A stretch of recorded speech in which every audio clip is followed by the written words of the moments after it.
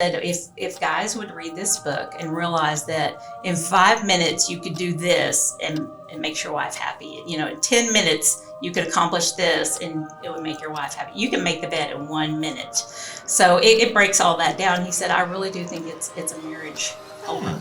Bill's been making his wife happy in under 1 minute for a long time. Wow. It's because she...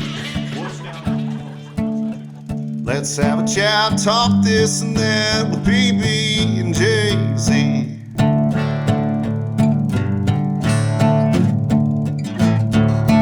Hey, welcome to the PB and J podcast. My name is Jaisy George. I am the Jaisy Jelly to this PB and Jaisy sandwich. Right here we have Sarah Paget. Hey, it's Sarah P. And of course, we cannot forget, even though sometimes he may forget, Bill Stedham. Oh, my. I'm the B sandwiched between two beautiful women. In today's case, three beautiful women. Easy, Bill. Guys, we have an awesome show here today. I'm really, really excited. Her name may be short, but man, does she stand tall. We have Julie Short. She is our city councilwoman, councilperson. I don't know what either of those work. Thank you so much for being here. And as always, you're going to want to stick around for our lockbox stories and also to level up. So we are going to hand it off to Sarah. Awesome. Well, hello, Julie. Good morning. Yes. So this is the first time I'm meeting Julie in person. I've seen her on Facebook. She's very active in the community. And I made a few notes here. She is a councilwoman. She's involved in real estate license. She's on the education board, correct? She's writing books even. She handed me a book. How did she know? It's cleaning your house in minutes a day. She knew my house was a mess. So we'll talk about that in a little bit. But I have so been looking forward to this, Julie. We're all very busy people, but I don't know that many people have all of this on their plate. So my question for you and what we're all kind of wanting to know is how do you make all of those things work? And what does your schedule look like? How did you clone yourself? Yeah. Well, I raised 7 kids. My husband and I did. So I have said that after you raise 7 kids, everything's pretty easy. Yes. So that taught me a lot of time management. And I love what I do. So that's helpful as well. I'm an early riser, so up at 4:15, off to the gym, and then get the day started usually with some real estate before I start my non-paying job of city council. Real estate can be non-paying. Yes, that's true. Very good point. Yes. So talk about your morning routine. So 4:15 and then gym every single day. Is that? Sometimes take Wednesday off if it's been a rough week, right. To try to catch up on some rest there, but at least 4 days a week. That's awesome. Well, you can tell you look great. Yes. So what about your community service and your service to the city? What does that involve in your schedule? Because I know growing up, my dad worked for the city, and I remember him going to council meetings, and he was just like not a dad on Monday nights whenever they did council meetings. But what else is involved in that? Well, in addition to council meetings that are the typical twice a month, there are a lot of other meetings. And if you're going to be a good city council person, you do a lot of research on before you ever get to the meeting to make sure you're prepared. So we have subcommittees. So I'm on several subcommittees as well. I'm chair of the HOT funds, which is the hotel occupancy tax funds, which different groups can come and request those funds to do different events to bring heads and beds here to Mansfield. So the more hotels we have, the more hotel occupancy tax we have, and we're able to do some fun things. And like the pickle parade and the lot and the museum used to get money from hot funds before the city kind of took over that. So it helps put heads in beds. It promotes the tourism industry. It also, you can give some money to historical type things as well. We have different tournaments here with sports that bring groups from out of town. Right. So that is a good committee to be on, but it also takes a lot of time depending on how many applicants you get throughout the year. But I love that one. And then some TERS subcommittees, which is tax. You guys know about TERS. Bill says TERS. Instead of tour, like a house tour, he says TERS. Oh, yeah. I think it's different words. I don't know. I think I'm taking it that she's using it the same way I am. Tour of Mansfield. So, I really admire you for everything that you fit in, and you look so put together, and like you've got your stuff. And I know that's not always the case. So, what are some things you could maybe tell us? Like, do you time block? Do you how do you make sure that you fit it all in and not go crazy, or do you go crazy sometimes? Well, I don't. I'm a pretty go with the flow person, and I'm to the point about things, so I don't usually get too stressed out about it. But just went through a re-election. That was a little bit stressful. So I just kept, every time I would try to relax, even after the win and all that, and I wasn't too concerned about the win. It was just the process of it all. Right. My mind would just not slow down. So went to the beach for a couple of days. There you go. Yes, That did unwind. the trick. But I pray a lot. I really do feel called to what I do. So it's helpful to know that I'm not doing it alone ever. And I have great family, great friends. That's awesome. So, how did you decide that that's something you wanted to do? Like, what did it look like before? And you said, "Hey, I want to go and serve the city." Well, when my kids were little, if there was a company promoting things that I did not agree with, I would be like, I'm writing a letter, I'm boycotting this company, I'm not spending my money here. And then I've always been involved in the voting process. I'm very pro-life, so that's been a passion of mine since I turned 18, being able to vote. Thought it was my duty as a Christian to vote and get the right people in office. And then a friend of ours got involved in politics, and we helped with a campaign there, and it just kind of took it to that next level for me. I grew up painfully shy. I did not even want to speak in front of our kids when we got our family together. And now we're doing this huge podcast. That's so surprising. You're talking to millions right now. Yeah, so I could just where I was and where God's brought me to. It's been amazing. So awesome. I do feel that passion for this city. I feel a protection. I feel like Mansfield is the best city in the best state in the best country. It is. Yeah. And we have something special here. And you guys probably have run into this as well. I have people who move here from out of state, and they have said, "Hey, you guys may not realize this because you live here and you're just used to how things are, but this is not how it is everywhere else. Right. You have something special here." So I've really wanted to protect that. For sure. I can note traveling and someone "Where are you from?" Used to, I'd say Mansfield. They're like, "Where is that?" I'm like, south of Arlington or south of Dallas or south of Fort Wayne. I had to pick a bigger city. Now you say Mansfield and people are like, "Oh, okay, yeah, I know where that's at." Or so-and-so lives down there, so we're on the map now. So that's kind of cool. What about the first time you saw your name on one of those cool election signs? I've always thought that would be so neat. It's a little surreal. Yeah. It's kind of neat. And then just what is a little bit odd is people knowing who you are and you don't know who they are. So that was something I had to get used to, because I feel like I should know you if you know me, but it's just not possible. It's like when you see your teacher at the school. Oh, yeah. I mean, away from school. And she's supposed to remember you, but yeah, she's got 45 kids or something. I'm sure that is surreal because you don't think of yourself as being in the public eye, but you are. Right. So it's also something that you probably kind of have to watch yourself too. Like, what if I do this or say this or something and people are watching me? Right. So how do you handle that? How do you handle setting the boundaries on what you do, or do you even worry about it? Mm-hmm. I don't worry about it too much. I'm an open book. I'm pretty much the same everywhere. I'm not somebody different at home than I am at city council. So you do keg stands wherever you go. It doesn't matter. Yeah.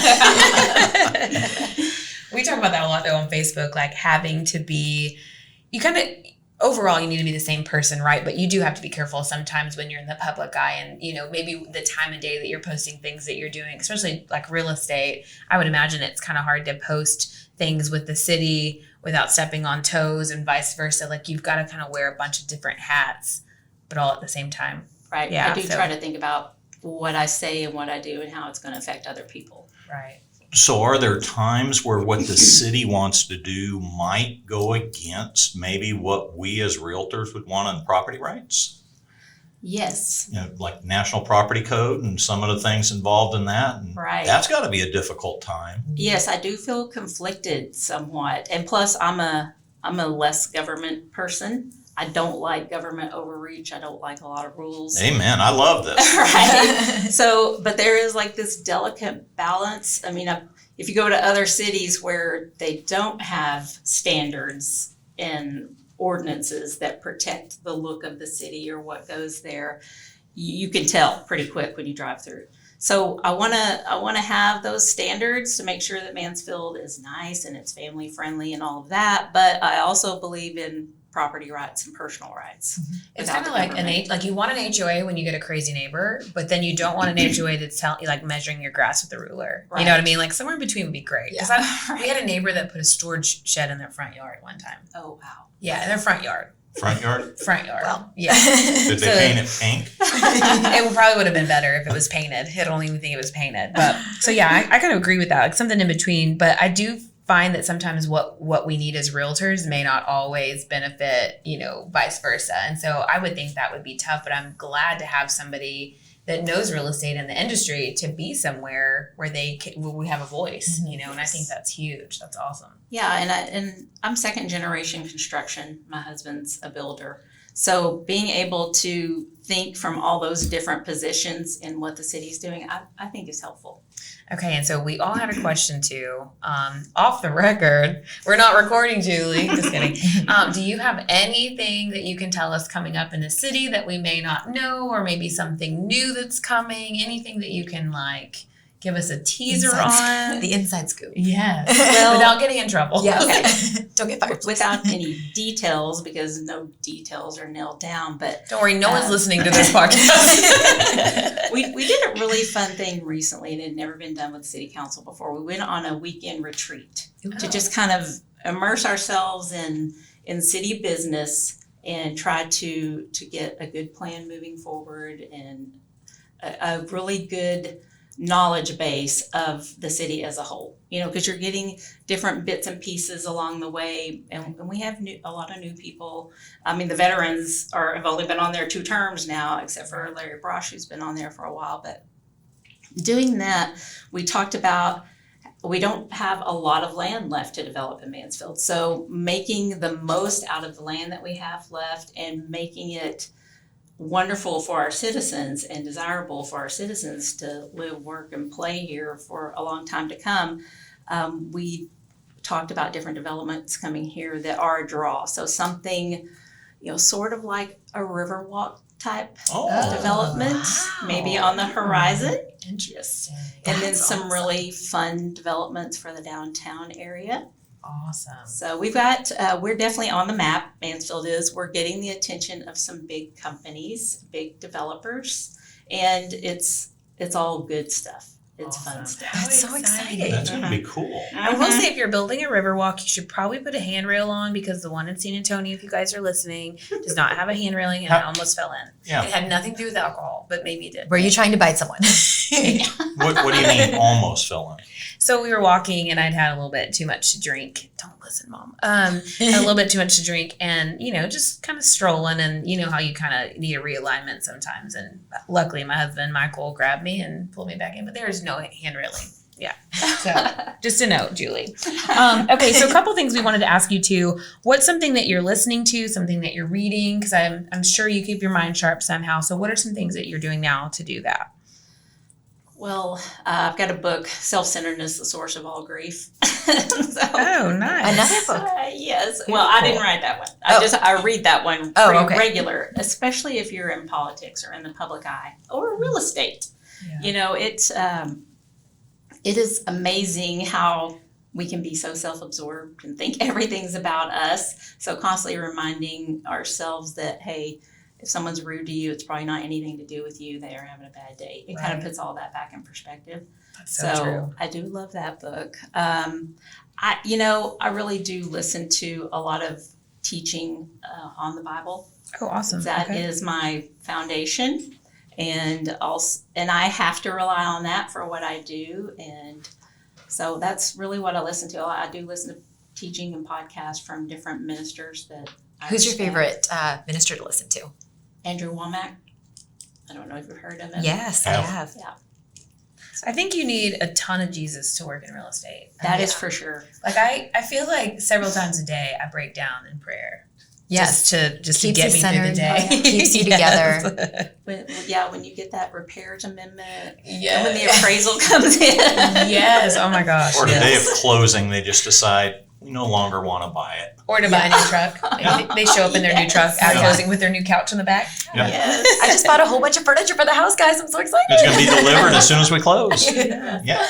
Guess what? Yes. Yeah. So the book too, we talked about that. Is that something that people can find online? Is this something that you're promoting, selling? It's on Amazon. Awesome. Okay. And again, it's cleaning your house in minutes a day. We'll put it in the show notes too. But Julie Short, I can tell y'all right now that I'm going to need to look at this. So I have a question though, Sarah. I saw you write on there a note to Michael that says, "Michael, I love you. You need this." What This is was our that anniversary all gift. about? Yes. Well, He's it's interesting that you brought that up because when I wrote the book and my husband read it, he said, "I really think this should be in the hands of every married couple." He said, if guys would read this book and realize that in 5 minutes you could do this and make your wife happy, in 10 minutes you could accomplish this and it would make your wife happy. You can make the bed in 1 minute. So it breaks all that down. He said, I really do think it's a marriage helper. Bill's been making his wife happy in under 1 minute for a long time. Wow! That was good. It's because she whoops down her meals, and I'm such a gourmet cook. I do all the cooking at home. Sure, Bill. So good Okay. night. Well, back to Jesus. All right. What about a shout out? Do you want to give a shout out to someone? This can be a business owner in the area, a friend, a mentor. Well, I would give a shout out to my husband, Stoney. Oh, He is amazing. And then as far as like local businesses, I love Daryle and Melisa Perez that own MaryLou's, and they are so wonderful to do things for our community. They just did breakfast and lunch for police this week. It's Police that's so sweet. Appreciation. Todd Tonore at Primo. Oh my Yep. goodness. He did the Feed the Kids over the summer and over COVID when kids weren't getting to go to school and eat. He was having people come to El Primo and handing out lunches. And we have the best city. We have the most giving city I've ever heard of. And just business owners here, they don't just do business and try to make money off citizens. They are definitely giving back. That's awesome. Yeah. So if we wanted to help out with something in the city or be involved, or somebody hears your message today and they want to do something like you're doing, what's the first step in getting involved in the city? Well, we have boards and commissions, and they've become more popular over the years. So like Parks Development Board, we have the MEDC, which is the Mansfield Economic Development. We've got Keep Mansfield Beautiful, but the Library Board, there's several boards and commissions that you could be on. I started on the Historical Landmark Commission. Okay. I had gotten involved with the museum. I was the Historical Society president. Brought the average age down quite a bit. Because if you think you've been in Mansfield a while, you've not been here very long at all compared to most of the people that are involved in the museum. But they're a great group, and then got on the Historical Landmark Commission, and then moved on up to City Council. So it's a great way to get in and see kind of how things run. And then we've recently started some things in the city, the Mansfield University, the Muuniversity. Oh, that's what Beth Steinke at our Beth did office. that, yes. So that is a great program. And then Leadership Mansfield is great. Wow. Lots of opportunities. And I will tell you, the more I find out about the city, the more impressed I am, the more proud I am to be a part of Mansfield. We do some amazing things here. That's so cool. This has been so great, Julie. We want you to stick around.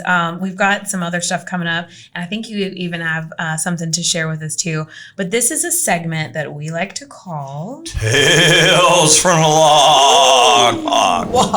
So, as you guys know, we're all in real estate. In fact, today, even Julie's in real estate. In our business, we encounter some unbelievable things that happen from time to time. I mean, they're just wild. So I want to talk about the Google lady for a second. I know Julie's got a couple of things. So we recently were involved in a sale with a client, which we'll just call her the Google lady. And this poor lady thinks through technology that everybody is listening, that Google is listening to everything that you're doing every time you're on the phone. I kind of agree with her. She may be right as far as that goes. I don't know, but two quick things about this. Yeah. She called her agent over after she bought the house. And when the agent showed up at the house, there were rubber duckies that she had put all around the house. You know, the little yellow rubber duckies all around the house. And when the agent got there, she was like, and used her name, "What are these about?" And she said, "Well, they stop Google from hearing in my house." And then the agent who was working with this person worked on a team and used one of our loan officers here in the building.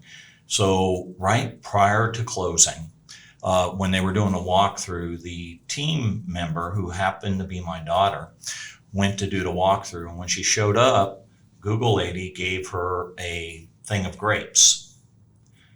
Not in a bag, just pulled off a stem of grapes. Yeah. And said, "Here, these are for you." And Leanne's like, "Okay, thanks." They did the walkthrough, and one thing wasn't exactly as she wanted. Google lady took half the grapes away. Said, "I need some of those grapes back." And with the lender, did the exact same thing, because there was a number that she disagreed with. She said, "Give me some of those grapes back." And she brings notes to us written on a banana on a regular basis. She writes a love note on a banana and brings us the banana. It gets two uses. You get to eat the banana and read the note. So, Julie, top that. She was just trying to get your potassium up. Like, she's just being thoughtful. What's encouraging about that is she had a job. Yeah, that's true. Yeah, and the money to buy That is true. multiple houses. That's true. Okay, I went to do an open house. I opened the door, to try to get everything ready for the open house. The cat had murdered a rat and spread its organs and body parts across the house. Yeah, it looked like a murder scene. Crime scene when you walk in. It's like Jeffrey Dahmer cat. Yes. I was like, oh my gosh, and you can see the heart. You just reminded me of a great cat story that maybe will come up later in another recording. It just spurred my memory of the greatest cat story in the world. It's awesome. So what did you do with the parts? Yeah, what did the cleanup look like? I got a lot of paper towels. Had to clean it up. It was bad. And then one other really just short one.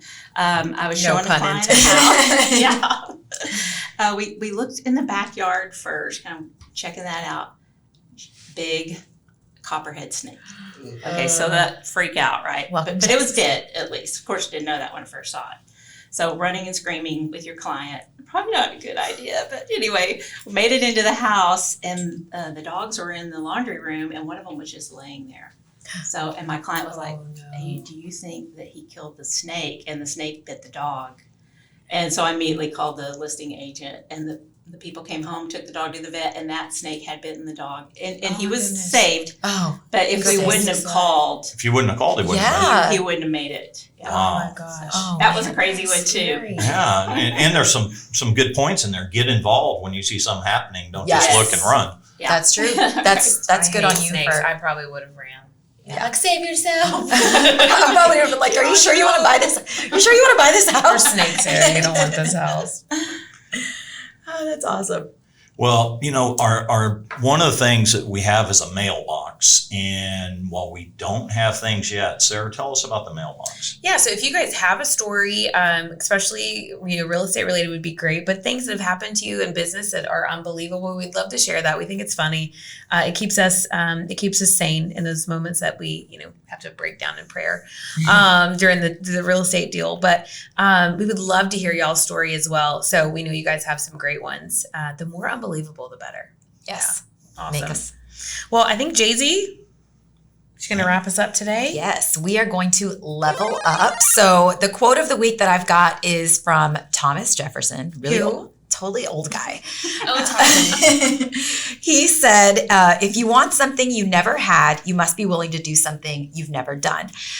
So we've got all sorts of things. I'm sure everyone listening and us ourselves, we've got plenty of goals and things like that just seem out of reach. I'm sure, Julie, you've had to do things that were out of your comfort zone or, out of your normal schedule to get where you are. So my challenge for everyone is to do something out of the ordinary, whether that's trying sushi, cold calling a client, texting that cute guy behind the camera, something, I don't know. You want us to text him? That's Please your husband. do not solicit my husband. I will find you. You want me to text the cute guy?